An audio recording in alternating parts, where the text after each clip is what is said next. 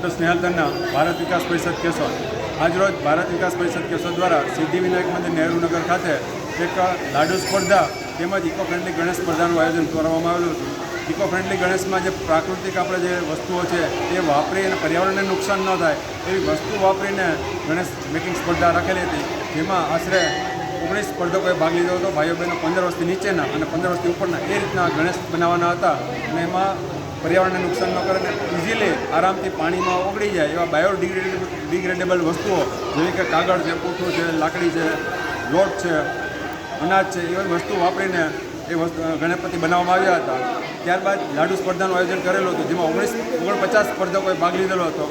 આશરે 13 બહેનો હતા અને એ ઉપરાંતના બધા ભાઈઓ હતા અને એમાં 100 ગ્રામના લાડુ, પૌષ્ટિક લાડુ, ચૂરમાના લાડુ ખવડાવવામાં આવેલા હતા, જેનો હેતુ એ હતો કે આપણો પ્રાચીન જે પરંપરા હતી, આપણું જે મિષ્ટાન જે મેઇન કહેવાતું હતું ગણેશ ભગવાનને જે અતિ પ્રિય છે એવા મોદકના લાડુનું જમણ કરવામાં આવતું। એ પૌષ્ટિક છે, નુકસાન કરતા નથી, પાચન માટે પણ સારું છે અને ખૂબ એનર્જી આપે છે અને એમાં ફાઇબર હોય છે, વિટામિન હોય છે, મિનરલ હોય છે, કાર્બોહાઈડ્રેટ બધી વસ્તુ એમાં સમાવેશ થતી હોય છે।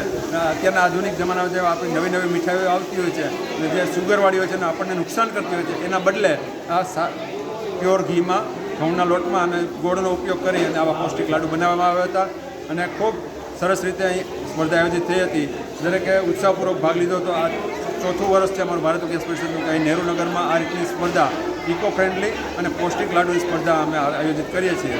દરેકને ફરીથી સ્પર્ધામાં ભાગ લે અને ખૂબ આયોજનમાં સાથ સહકાર આપે તેવી વિનંતી છે। આભાર। વંદે માતરમ। જય જય ગણેશ બાપા કી જય।